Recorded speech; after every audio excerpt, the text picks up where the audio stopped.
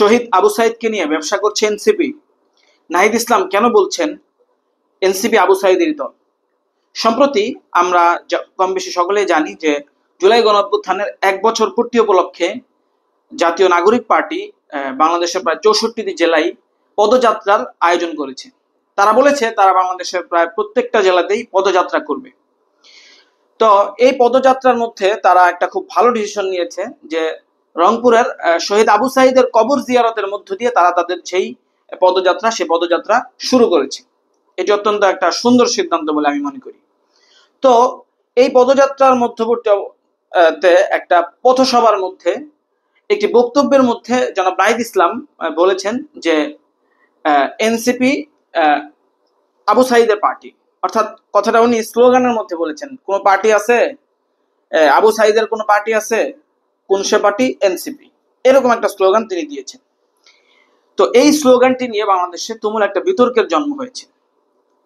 জনমনে প্রশ্ন উঠেছে, জনাব নাহিদ ইসলাম কি এই যে আমাদের জুলাই গণঅভ্যুত্থানের যিনি সিম্বল, অর্থাৎ যার দুহাত প্রসারিত করা দৃশ্য দেখে সমগ্র তারুণ্য এবং বাংলাদেশের প্রায় বেশিরভাগ মানুষই স্বৈরাচারের বিরুদ্ধে অকুতভয় হয়ে মাঠে নেমে এসেছিল এবং যার ফলশ্রুতিতে একটি গণঅভ্যুত্থান সংগঠিত হয়েছিল, সেই আবু সাইদ কি এনসিপি করতেন?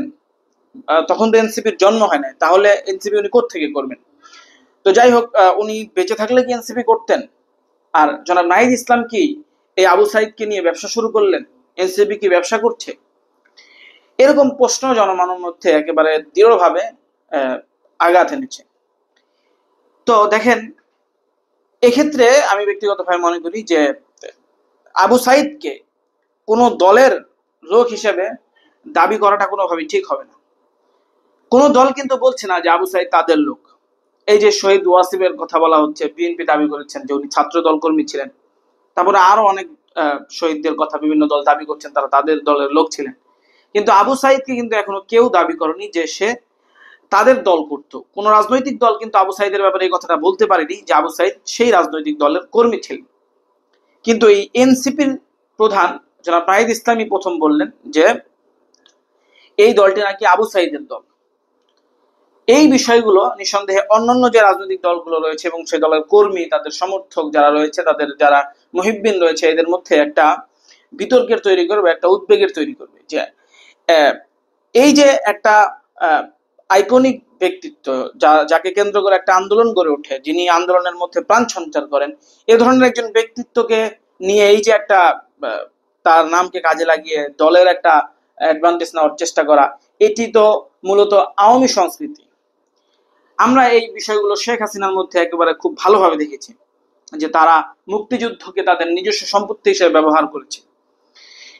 মুক্তিযুদ্ধের চেতনার কথা বলে তারা কত নিরীহ মানুষকে তারা হত্যা করেছে, গুম করেছে, খুন করেছে। এই যে সমগ্র দেশের, সমগ্র জাতির একটা অর্জনকে নিজেদের দলের দিকে টেনে নিজেদের অর্জন বলে দাবি করার যে একটা প্রবণতা, যে একটা সংস্কৃতি, এটা তো আওয়ামী সংস্কৃতি। সেই হিসেবে মানুষ মনে করছেন যে এনসিপি কি এই যে 24-এর জুলাই গণঅভ্যুত্থানকে বেঁচে খাবেন কিনা আগামীতে, এরকম একটা আশঙ্কা মানুষের মধ্যে, অন্যান্য দলের যে নেতৃবৃন্দ এবং যারা কর্মীরা রয়েছেন, সমর্থকরা রয়েছেন, এদের মধ্যে এরকম একটা আশঙ্কা দানা বেঁধেছে যে এনসিপি কি আবার আওয়ামী লীগের মতো হয়ে ওঠে কিনা। কারণ এটা তো সত্যি কথা যে এনসিপি গঠন হওয়াতে এনসিপি চাইছে যে আওয়ামী লীগের যে একটা শূন্যস্থান, সেই শূন্যস্থানটা পূরণ করতে। এখন রাজনৈতিকভাবে তারা আওয়ামী লীগের শূন্যস্থানটা পূরণ করলে দোষের কিছু নাই, দেশবাসী যদি তাদেরকে গ্রহণ করে তাহলে তারা করতেই পারে। কিন্তু আওয়ামী লীগের জায়গা পূরণ করার উদ্দেশ্য যদি এটাই হয় যে আওয়ামী লীগ যেমন 71 বেঁচে খেয়েছে আর এনসিপি 24 বেঁচে খাবে, এই যদি এনসিপির উদ্দেশ্য হয়, আর এই জিনিসগুলোকে কেন্দ্র করে তারা বিভিন্ন রকমের নতুনত্বের ফুলঝুরি মুখের মধ্যে এনে তারা আবার সেই পুনরো রাজনীতি ফিরে গিয়ে নিজেদের দলকে ভারী করবেন, নিজেদের স্বার্থ উদ্ধার করবেন, এরকম যদি বিষয়টা হয়ে থাকে তাহলে নিঃসন্দেহে এটা একটা দুঃখজনক বিষয়। এনসিপির প্রতি বাংলাদেশের জনগণের একটা দুর্বলতা রয়েছে, এটা আমি আগেও আমার কয়েকটা ভিডিওতে বলেছি। কারণ এনসিপিতে যারা নেতৃত্ব দিচ্ছেন তারা বাংলাদেশের এই জুলাই গণঅভ্যুত্থান থেকে উঠে আসা মুখ। তাদেরকে বাংলাদেশের মানুষ ওই জুলাই গণঅভ্যুত্থানের আগে কোটা সংস্কার আন্দোলনে কেউ চিনত না।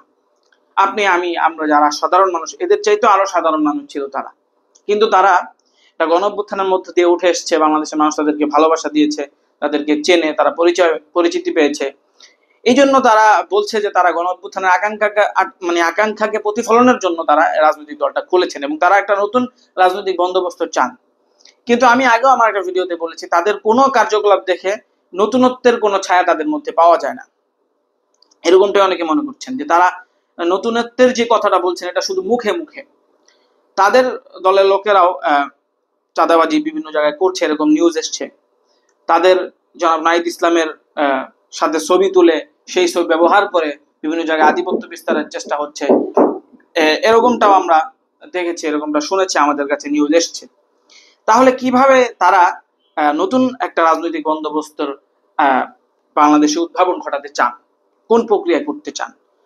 প্রক্রিয়া যদি এমনটি হয় যে তারা আবু সাইদের মতো একটা সর্বজন বিদিত একটা সকলের সম্পদ, একটা জাতীয় সম্পদকে তারা তাদের নিজস্ব দলের নামে চালিয়ে দেওয়ার যে প্রবণতা, যে সংস্কৃতি, সেই সংস্কৃতি তারা যদি ফিরে যান, তাহলে তাদের এই নতুনত্বের কথা বলে জাতিকে বিভ্রান্ত করার তো কোনো অর্থ হতে পারে না।